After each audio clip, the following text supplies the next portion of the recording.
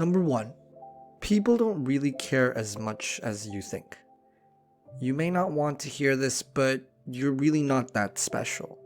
We go through our days thinking about how other people might be judging us, but the truth is, those people are thinking the exact same thing.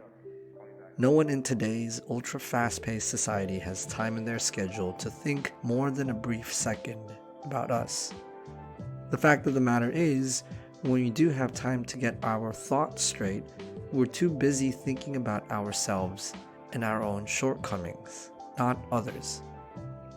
A study done by the National Science Foundation claims that people have, on average, around 50,000 thoughts a day. That means that even if someone thought about us 10 times in one day, it's only 0.02% of their overall daily thoughts. It's a sad but simple truth that the average person filters their world through their ego, meaning that they think of things relating to me or my. This means that unless you have done something that directly affects another person or their life, they're not going to spend as much time thinking about you at all.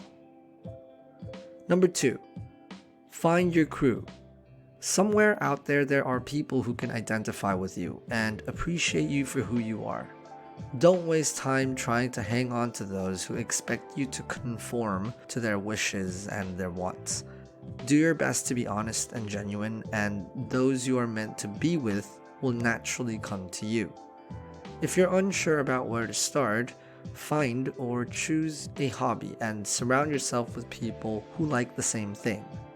You can join the track team, take salsa lessons, get involved in groups and communities that meet over shared interests like a book club, anime conventions, or seminars and events about cryptocurrency.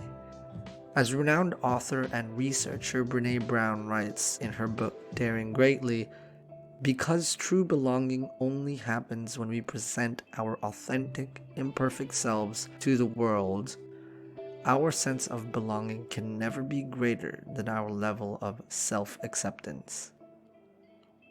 Number 3, think about the absolute worst case scenario.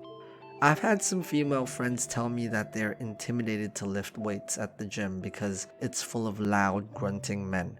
And others say there are no women back there, they're all participating in group classes. Well, ask yourself this question. What's the absolute worst thing that could happen? Sticking with the weightlifting room example, you might get an odd look or two, you might have to stand beside some smelly men. If your gym is filled with women who like to gossip, someone might say something about you. If that's the worst case scenario, is it really that bad? If you think about it, it's really not. The next time you're hesitant to do something or take a risk because you're afraid of what other people will think, stop and ask yourself, what's the worst thing that could happen if I do this? More than likely, it's not that bad, and I can almost guarantee you'll be worse off if you do or don't do things because you're more concerned with what others will think. Here's a favorite quote of mine on the topic. I'd rather look back on life and say I can't believe I did that than I wish I did that. Number 4, mind your own business. Another way to stop caring about what other people think is to understand that there are 3 types of business in the world. This is a lesson I learned from Byron Katie, a speaker and author who specializes in self-inquiry. The first is God's business. And look, if you're not particularly religious, we can use another word here that works for you, like the universe or nature. I think I like nature better, so let's use that. The weather is nature's business. Who dies and who is born is nature's business. The body and genes you were given are nature's business. You have no place in nature's business. You can't control it. The second type of business is other people's business. What they do is their business. What your neighbor thinks of you is his business. What time your coworker comes into work is her business. If the driver in the other car doesn't go when the light turns green, it's their business. The third type of business is your business. If you get angry with the other driver because you now have to wait at another red light, that's your business. If you get irritated because your coworker is late again, that's your business. If you're worried about what your neighbor thinks of you, that's your business. What they think is their business. What you think and in turn feel is your business. Whose business are you in when you're worried about what you're wearing? Whose business are you in when you dwell on how your joke was received at the party? You only have one business to concern yourself with, and that's yours.